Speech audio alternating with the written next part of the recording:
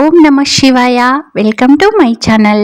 ఇవాల్టి వీడియోలో మనం ఆదిలాబాద్ పట్టణం రామ్నగర్ కాలనీలో ఉన్నటువంటి శ్రీ భ్రమరాంబిక సహిత మల్లికార్జున స్వామి వారి దర్శనాన్ని చేసుకోబోతున్నాం. ఈ ఆలయం అయితే మనకు రామ్నగర్ ఎంట్రన్స్లో ఉందండి. అలానే కాకుండా ఆదిలాబాద్ పట్టణానికి ఎంట్రన్స్లో కూడా వస్తుందండి. ఈరోజు కార్తీక మాసం చివరి సోమవారం, అందుకని మల్లికార్జున స్వామి వారి దర్శనానికి నేను వచ్చాను. అలానే మీకు కూడా ఈ వీడియోను షేర్ చేస్తున్నాను. ఇప్పుడు ఈ వీడియో చూస్తున్న వాళ్ళల్లో ఎవరైనా నా ఛానల్ని సబ్స్క్రైబ్ చేసుకొని వాళ్ళు ఉంటే వెంటనే సబ్స్క్రైబ్ చేసేసుకోండి. ఇక్కడ చూస్తున్నాం కదా, గర్భగుడి కన్నా ముందుగా ఈ ఒక చిన్న టెంపుల్ లాగా ఉంటుందండి. ఇక్కడ కూడా మనం శివాభిషేకం చేసుకోవచ్చు. అలానే బిల్వపత్రాలు కూడా అవన్నీ ఎక్కించేసుకోవచ్చండి. ఇదంతా కూడా శ్రీ భ్రమరాంబిక సహిత మల్లికార్జున స్వామి వారి ఆలయం యొక్క ప్రాంగణం.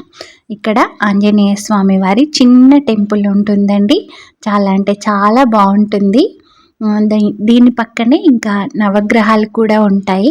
మనం ఈ టెంపుల్లోకి వచ్చామంటే ఇంకా అన్ని రకాల దర్శనాలు జరుగుతాయండి. మనం అంతకుముందు చూసాం కదా చిన్న టెంపుల్ అని, అక్కడ రావి చెట్టు ఉందండి. ఆ రావి చెట్టుకు చాలా విశిష్టత ఉంటుంది. 108 ప్రదక్షిణలు చేస్తారండి, అంటే కోరిన కోరికలు నెరవేరుతాయని చెప్తారు. ఇదండి గర్భగుడి. మనం గర్భగుడిలోకి వచ్చేసాము.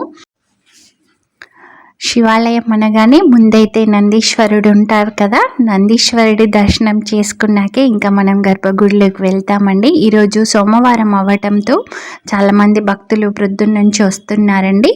ఇదండి ఇక్కడ భ్రమరాంబిక సహిత మల్లికార్జున స్వామివారి ఆలయంలో ఉన్నటువంటి శివలింగం. ప్రొద్దున్నుంచి అభిషేకాలు, పూజలు అవన్నీ కూడా జరుగుతూనే ఉన్నాయండి. ఇక్కడ ఈ గర్భగుడిలోనే అభిషేకాలు అనేవి చేస్తూ ఉంటారు. ఇక్కడ ఉన్నటువంటి శివలింగానికి కిరీటం లాగా ఉంటుందండి. దానికంతా కూడా ఈ పూలన్నీ అలంకరించేశారు. ఇప్పుడు ఇంకొక అభిషేకం ఉంది, అప్పుడు ఆ కిరీటాన్ని కూడా మీకు షేర్ చేస్తాను నేను. హిందూ ధర్మాన్ని ముందుకు తీసుకువెళ్ళేటటువంటి నా ఈ చిన్ని ప్రయత్నంలో మీరు ఇప్పటి వరకు ఎంతో సపోర్ట్ చేస్తున్నారండి. ఇంకా ముందు కూడా సపోర్ట్ చేస్తారని ఎక్స్పెక్ట్ చేస్తున్నాను. ఇంకా ఎన్నో ఆలయాలను నేను దర్శించుకొని నాతో పాటు మీకు కూడా నా వీడియోస్లో షేర్ చేయాలనే ప్రయత్నంలోనే ఉన్నానండి. నాకు తెలియని ఆలయాలు ఏమైనా కనుక ఉంటే మీరు నాకు కామెంట్ సెక్షన్లో కామెంట్ చేయొచ్చండి. నేను తప్పకుండా వెళ్ళి నేను దర్శించుకొని మన వ్యూవర్స్ అందరికీ కూడా షేర్ చేయడానికి 100% ప్రయత్నిస్తాను. ఇక్కడ చూస్తున్నారు కదా, ఇక్కడ 12 రకాల వృక్షాలు ఉన్నాయండి. వీటన్నింటికి కూడా పూజ చేసుకోవచ్చు మనం. ఇప్పుడు పెద్దలను అడిగి తెలుసుకుందాం. ఓం నమ శివాయ. Welcome to my channel. ఇవాళ రామ్నగర్ సమీపంలో ఉన్నటువంటి శ్రీ భ్రమరాంబిక సహిత మల్లికార్జున స్వామి వారి ఆలయంలో ఉన్నామండి. ఈ ఆలయం చాలా పురాతనమైనది. ఇక్కడ కార్తీక మాసం అంతా కూడా స్పెషల్ పూజలు అనేవి జరుగుతాయి. ఈ రోజు కార్తీక మాసంలో చివరి సోమవారం. ఇక్కడ పంతులు గారు మరి భీమసేన్ అన్న పెద్దలందరూ ఉన్నారండి. వీళ్ళని అడిగి ఈ టెంపుల్ గురించి, ఇక్కడ జరిగేటటువంటి పూజా కార్యక్రమాల గురించి తెలుసుకుందాం. ఓం నమ శివాయ. ఓం నమ శివాయ. అన్నయ్య చెప్పండి, ఈ టెంపుల్ ఎన్ని సంవత్సరాల నుంచి ఇక్కడ ఉంది? ఈ టెంపుల్ గత 30 సంవత్సరాల క్రితం నిర్మించడం జరిగింది. ఇది ఆదిలాబాద్ కు ఎంట్రెన్స్ లో మొదటి ఆలయంగా ఉండే అప్పట్లో. ఇది రహదారికి పక్కనే ఉండడం వల్ల భక్తులకు కూడా రావడానికి పోవడానికి ఇబ్బంది లేకుండా, మరియు మా దగ్గర పార్కింగ్ స్థలం కూడా బాగుంది. భక్తులు కార్తీక మాసంలో అధిక సంఖ్యలో దర్శించుకున్నారు. కార్తీక మాస చివరి సోమవారం కాబట్టి ఈ రోజు కూడా చాలా మంది భక్తులు వచ్చారు. ఈ ఆలయం 30 సంవత్సరాలుగా కాలనీ వాసుల సాయంతో మరియు నగరంలోని దాతల సాయంతో ఇంత పెద్దగా నిర్మించుకోవడం జరిగింది. గత 2 సంవత్సరాల క్రితమే ఒక పంతులకు ఒక గది నిర్మించాము, అలాగే ఒక షెడ్ కూడా నిర్మించాము.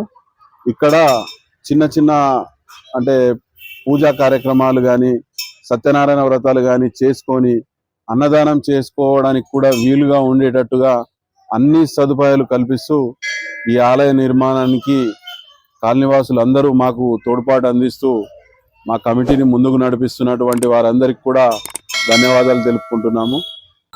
ఇక్కడ ఈ ఆలయంలో ఉన్నటువంటి పంతులు గారు ఉన్నారండి.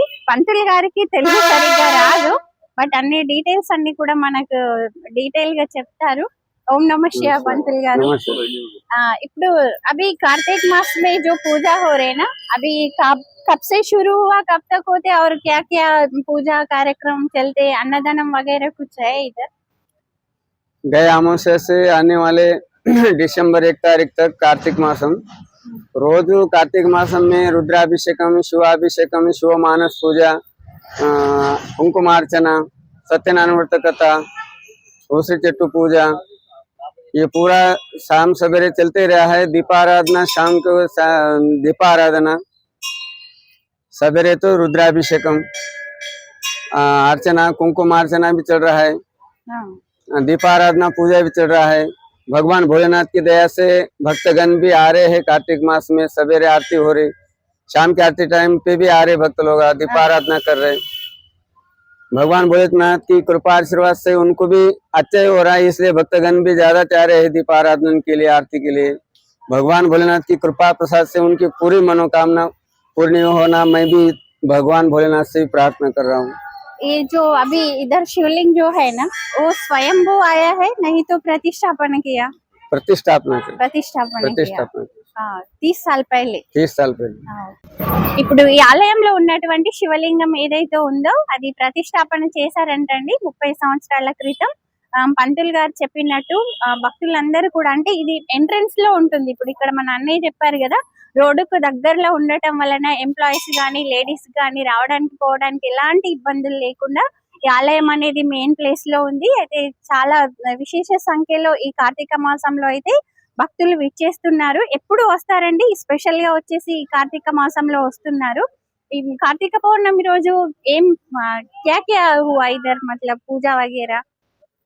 कार्तिक पूर्णिमा के दिन शिव जी का फर्स्ट शिव रुद्राभिषेक होगा, बाद में दीपाराधना हुआ, शाम के टाइम पे प्रदोष काल में और शिव जी का अभिषेक होके तुलसी विवाह पूजा हो गया, प्रसाद का भी कार्यक्रम हो गया। ఇదండి ఈ టెంపుల్ గురించినటువంటి డీటెయిల్స్. ఓం నమః శివాయ. ఓం నమః శివాయ. ఇదండి శ్రీ భ్రమరాంబిక సహిత మల్లికార్జున స్వామివారి ఆలయం.